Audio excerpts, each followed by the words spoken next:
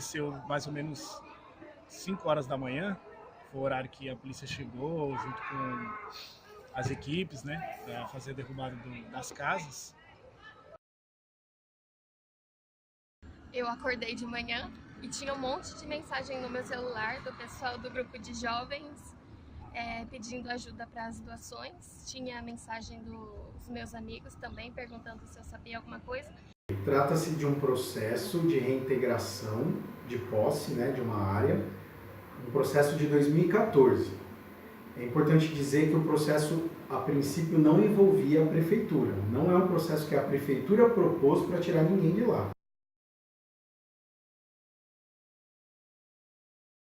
Chegou uma notificação da empresa CETEP na minha residência, notificando que eu teria que desocupar a residência num prazo de 30 dias. Meus vizinhos receberam a notificação, eu não recebi a notificação fisicamente por não estar em casa, estou trabalhando eu e minha esposa, mas assim que eu cheguei em casa, eu me deparei com essa notícia, né? A pessoa em desespero, né?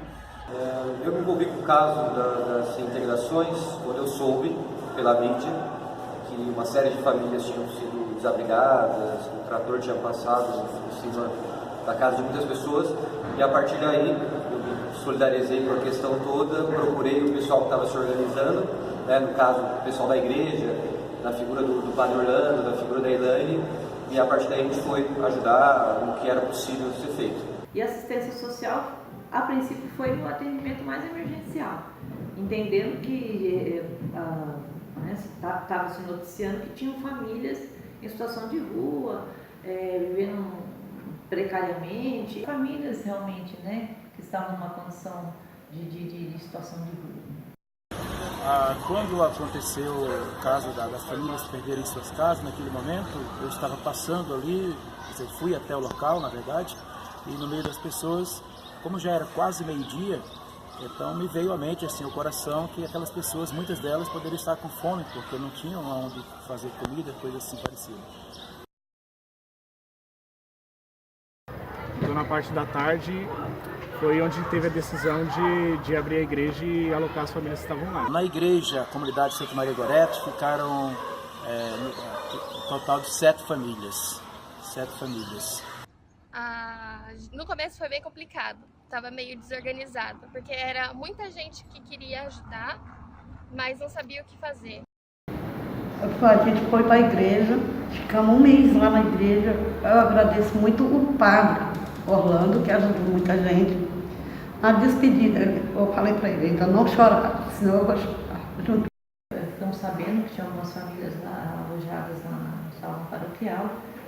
Fomos até o local, nós levamos assistentes sociais, a secretária mesmo compareceu, e ali nós ofertamos algumas ajudas, mais em caráter emergencial, deixamos alguns cobertores, cesta básica, alimentação, e fizemos uma proposta também de atendimento daquelas famílias que estavam lá para entender a demanda delas, né? A coordenadoria de habitação passou a dar uma assistência mais de perto a essas famílias que estavam nessa situação de maior vulnerabilidade, ou seja, que não conseguiram, né, apoio de familiares, enfim, conseguiram uma habitação, um local para ficar. De começo, era mais voluntário fazer umas coisas lá, né? Minha doação, aí voluntário fazer comida, fazer limpeza, tipo, o trabalho que eles tinham era pouco. Chegou um tempo no final que eles tinham que fazer as coisas, né? Porque não tinha mais muitos voluntários. Então aí eles acabavam tendo que acordar cedo, limpar a igreja, arrumar o local para eles dormir, fazer comida e revezar eles entre horários. Em 2014, a gente se organizou com a Pastoral da Juventude para fazer uma missão nas casas, né? E aí um dos focos que a gente estabeleceu eram as famílias que estavam embaixo da torre, né?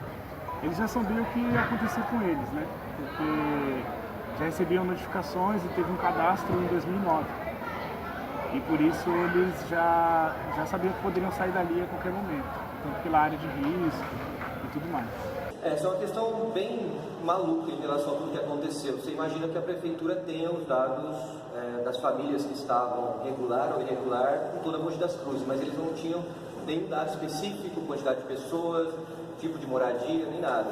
Então, o pessoal da organização, principalmente a Elaine, e o pessoal da igreja, da comunidade de Maria Gorete, eles se organizaram, nós nos organizamos e começamos a passar uma lista, um formulário, pegando dados de todo mundo, né? A comissão, ela surgiu da forma seguinte. Através dessas reuniões que acabaram ficando centralizadas, e foi eleito 1 ou 2 moradores de cada rua que estava passando por esse processo. Hoje tem a Gerlane, tem o Antônio, tem o Fernando, tem eu, tem mais alguns outros membros aí, que eu me falei agora aí do nome de todos.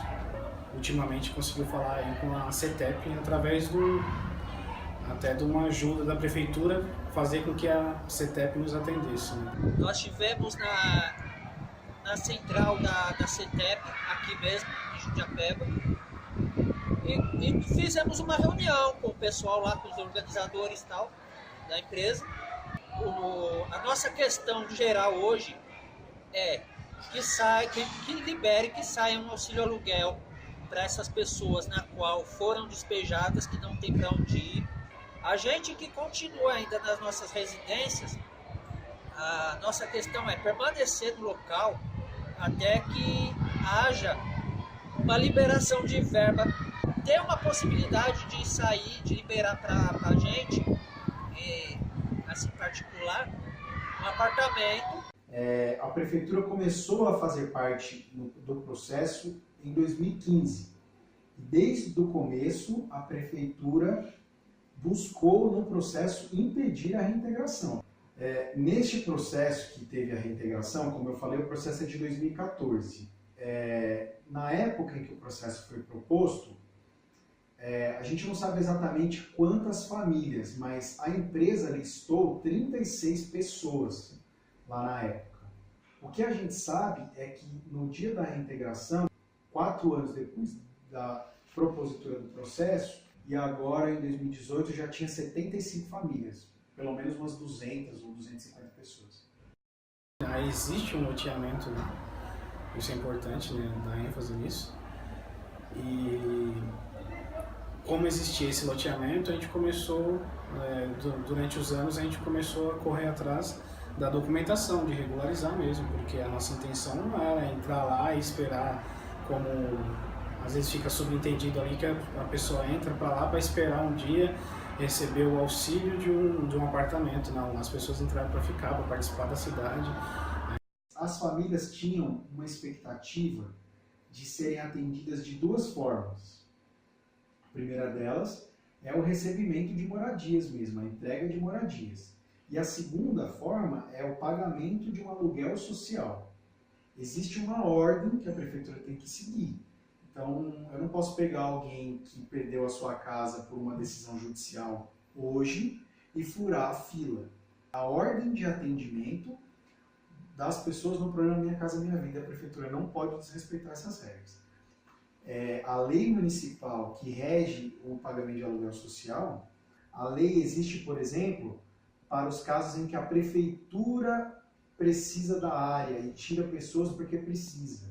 Ou para os casos em que, por exemplo, a casa da pessoa vai cair em virtude de alguma enchente ou desmoronamento, ou seja, uma situação de risco natural. Eu acho que ninguém tinha a intenção de, vamos hoje e vamos todos os dias. Então, acho que as crianças foram o motivo mais. Pra brincar com elas, né? Um sorriso que eu tirava delas já fazia diferença na vida todinha.